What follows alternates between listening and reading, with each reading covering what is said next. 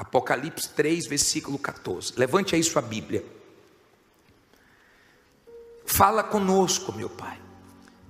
É a tua palavra que nós precisamos ouvir. Não é nem querer. Nós precisamos. E é o que o Senhor nos dá, não o que queremos, o que precisamos.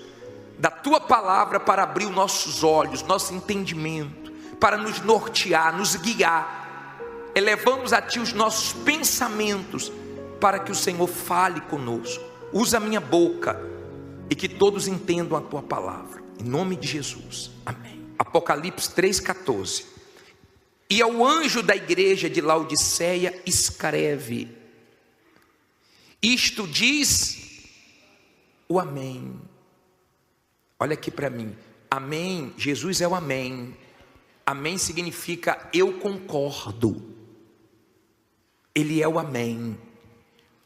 A testemunha fiel e verdadeira. O princípio da criação de Deus. Entenda uma coisa. Tem testemunhas que são o quê? Falsas, mentirosas. Mas ele é a testemunha fiel. O amém. O princípio da criação de Deus. Aí ele diz assim no 15: conheço as tuas obras, que nem és frio nem quente. Quem dera foras frio ou quente. Olha para mim, por favor. Jesus chegou trazendo o diagnóstico daquela igreja. O importante não é o que as pessoas acham de você, os elogios que as pessoas fazem para você. O importante é o que você é diante de Deus. Diante de Deus.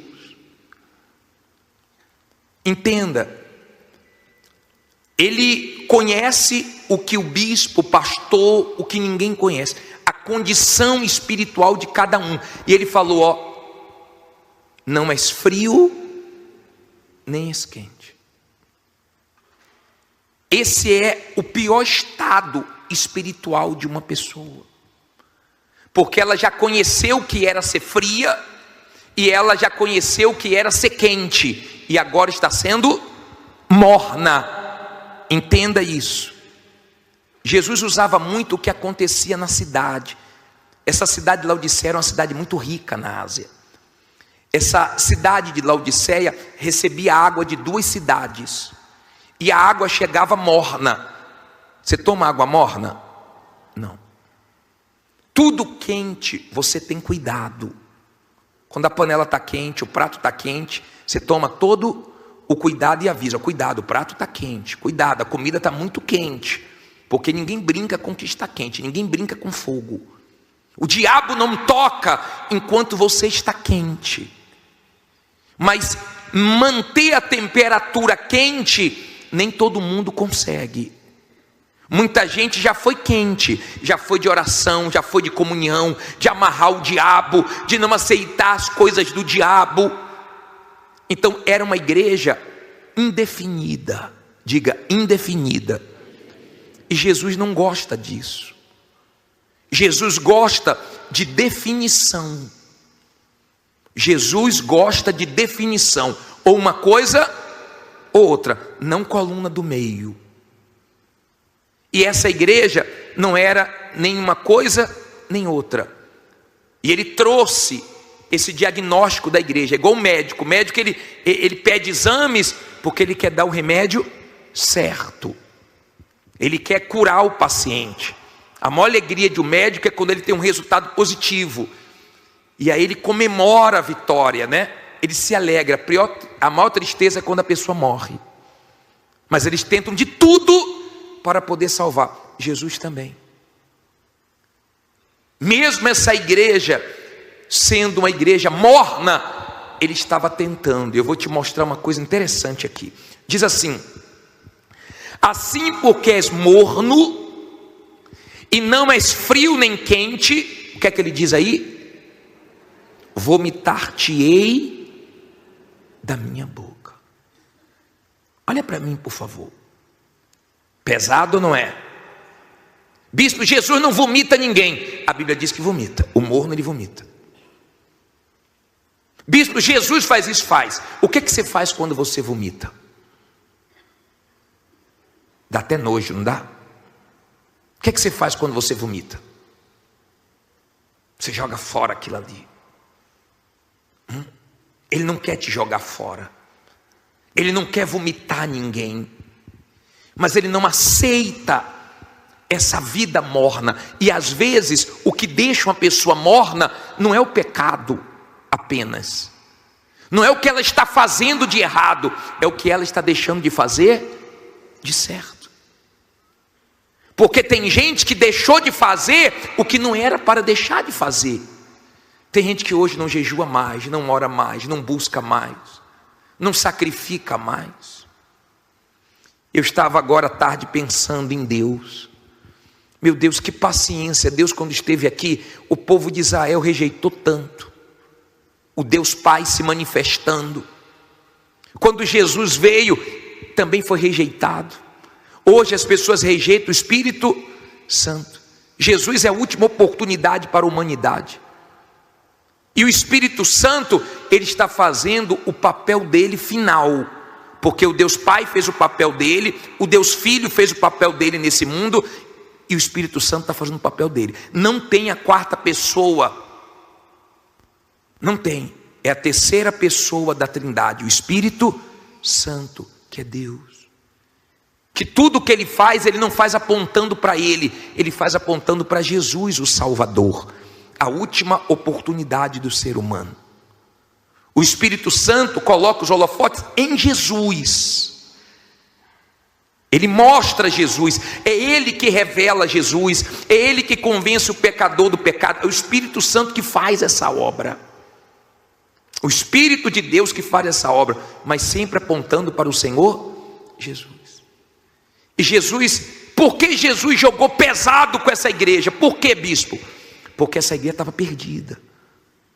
Essa igreja era bem economicamente.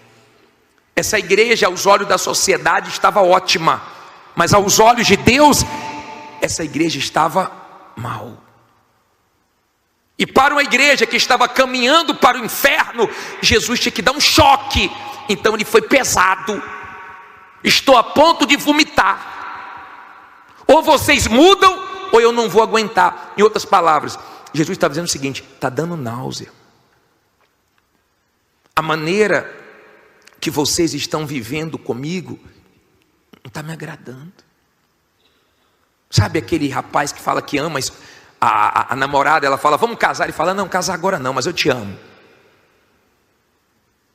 Igual o rapaz que falou assim, não, ela disse para mim, minha namorada falou que me ama, só pediu um tempo. Que a gente está trabalhando muito e ela pediu um tempo. Eu falei, meu Deus, vocês trabalham muito, o que está faltando é tempo para ficar junto, ainda pede tempo? Você acredita que ela te ama mesmo? Quem ama quer tempo? E tem gente assim na igreja, indefinida. Uma pessoa indefinida vai atravessar a rua, acaba sendo o quê? Porque ela não sabe se vai ou se fica. Uma pessoa indefinida, ela é assim. No trânsito, ela não sabe se anda numa rua ou em outra, ela vai bater. Com Deus tem que haver definição. O que te abençoa é definição. Eu quero Deus, acabou.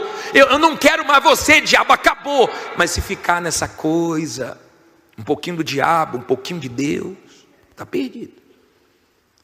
Gente que vem na igreja quer Deus, lá fora quer o diabo. Assim você não vai sair do lugar. Assim você vai acabar sendo vomitado.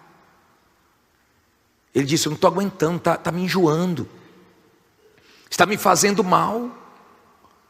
Porque vocês estão com um pé dentro, um pé fora. A maneira que vocês estão agindo não está bom para mim. Eles deveriam ter sido quentes na dor. Mas a coisa deve ter melhorado. E devido à situação ter melhorado, eles começaram a relaxar espiritualmente. Escute isso.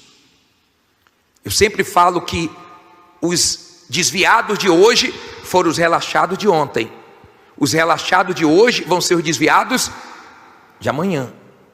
Não relaxe com a sua vida espiritual. Bispo, eu estou muito bem economicamente, graças a Deus. Mas a hora que você começar a valorizar mais isso do que a presença de Deus, está perdido. Essa igreja era rica e tinha 3 riquezas nessa cidade. Olha o que diz aqui, ó. Parei no versículo 17.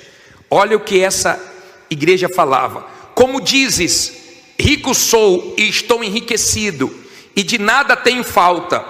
Aí olha o que Jesus diz: e não sabes que és um desgraçado e miserável, e pobre, e cego, e nu. Meu Deus, Jesus pegou pesado demais. Depois você vai entender por que ele pegou pesado. Olha o que ele disse, ó: vocês se orgulham do ouro, mas vocês são pobres. Eles se orgulhavam do tecido, porque lá era uma cidade muito rica nos tecidos. Vocês estão nus. As pessoas iam para lá fazer o tratamento das vistas, porque lá era bem avançado nisso. Tinha os melhores colírios lá. Ele disse: vocês são cegos.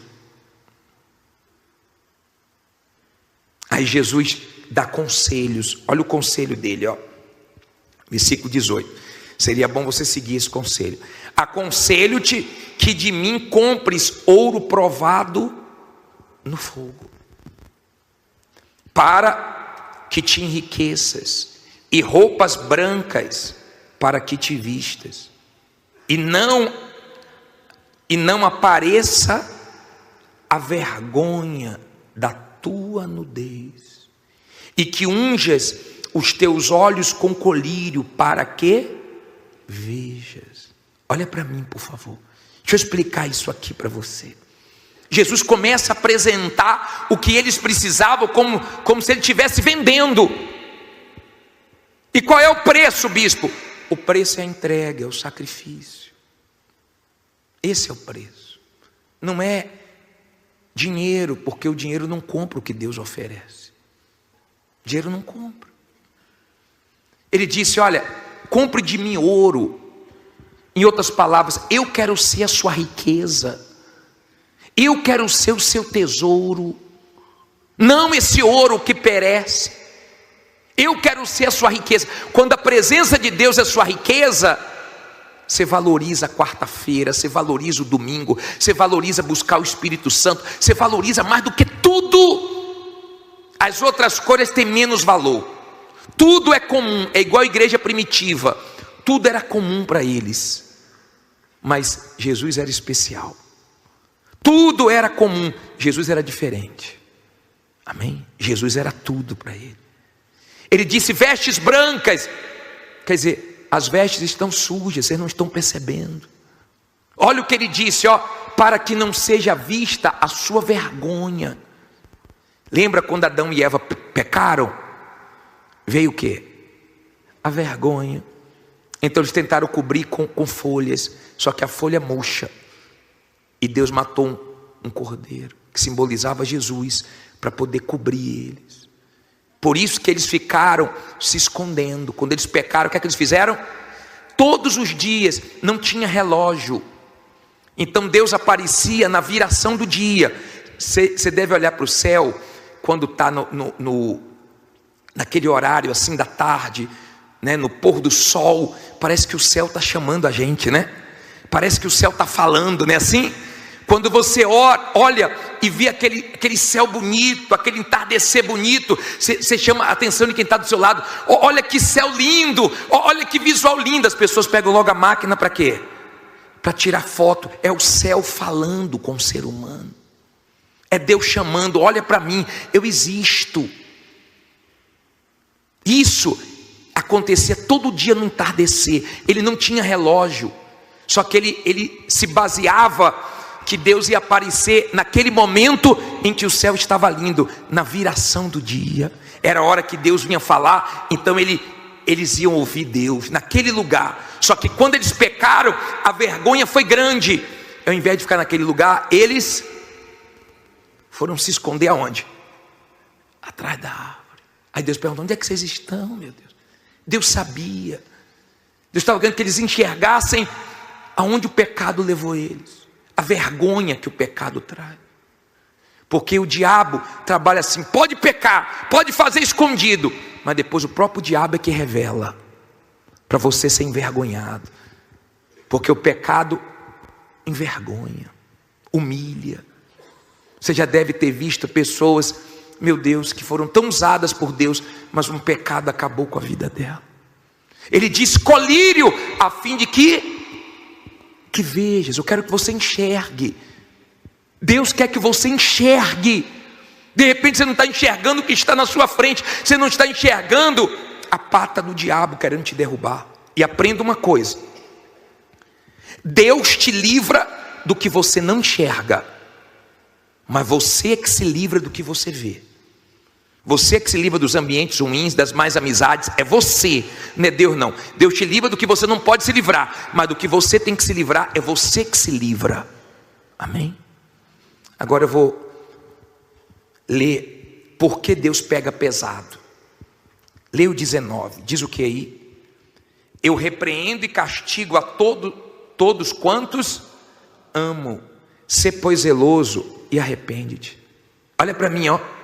Deus está dizendo o seguinte: eu estou pegando pesado porque eu não quero te perder. Eu estou pegando pesado porque eu quero te salvar. Eu estou pegando pesado porque eu te amo. Eu repreendo e disciplino quem eu amo. Aí ele dá uma ordem: seja zeloso. Seja zeloso com sua vida espiritual. Seja zeloso com a sua vida com Deus. Não relaxe, não leve na brincadeira. Seja zeloso com a sua salvação, com a sua alma. Seja zeloso e arrependa-te. Em outras palavras, se arrepender, mesmo depois de tudo que você fez, eu te salvo. Aí vem a parte mais forte dessa carta, que me dá um temor. Versículo 20 diz assim: eis que estou à porta e bato. Se alguém ouvir a minha voz e abrir a porta, entrarei até ele, e com ele ceiarei, e ele comigo. Olha para mim, por favor. Onde é que Jesus estava nessa igreja? Do lado de fora. Eles não perceberam. Isso é que é preocupante, porque às vezes a pessoa está perdendo a salvação e não está percebendo. Jesus já está fora da vida dela, como estava fora da vida de Sansão, ele não percebeu. Quando ele acordou, ele pensou que tinha a mesma força e não tinha. Ele já era igual aos outros homens.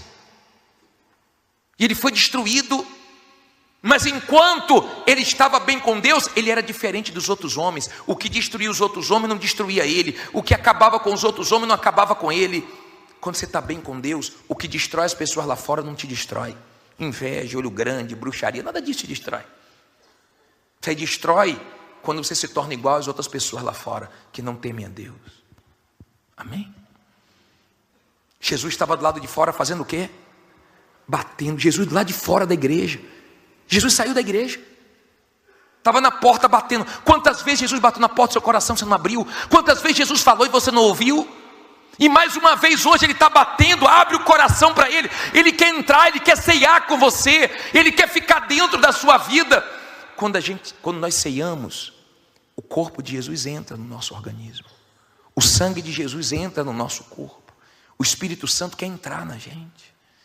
Ele quer ficar dentro de nós. Jesus quer estar dentro de nós através do Espírito Santo. Ele está batendo. E de repente você não está ouvindo. De repente ele saiu, você nem percebeu. Olha como essa igreja estava mal. Ele disse: eu quero ceiar, eu quero salvar, quero abençoar. Para terminar diz assim, ó: ao que vencer, lhe concederei que se assente comigo no meu trono, assim como eu venci e me assentei com meu Pai no seu trono. Quem tem ouvidos, ouça o que o Espírito diz às igrejas. Ó, ao que vencer. Ele disse: eu dou meu trono. Vocês estão aí dando valor a ouro, a...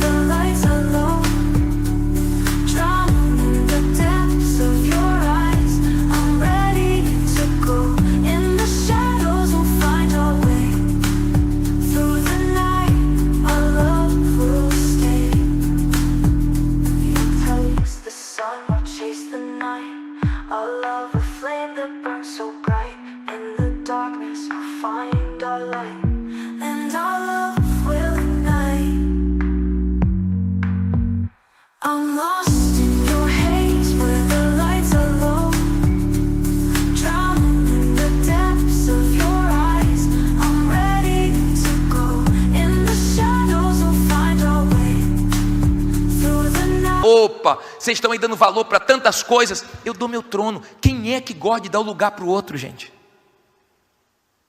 O ser humano gosta de dar a posição para o outro? Duvido. Mas ele falou: te dou o trono. Eu venci e sentei com meu pai. Em outras palavras, o que eu tenho para você é bem maior. Acorde, desperte.